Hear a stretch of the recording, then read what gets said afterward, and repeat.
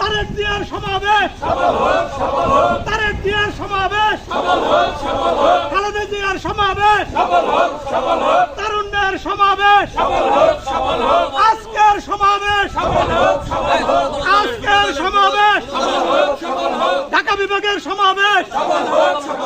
ঢাকা বিভাগের সমাবেশ, তারুণ্যের সমাবেশ, ভিতরমুখী যান, ভিতরমুখী, দলের সমাবেশ,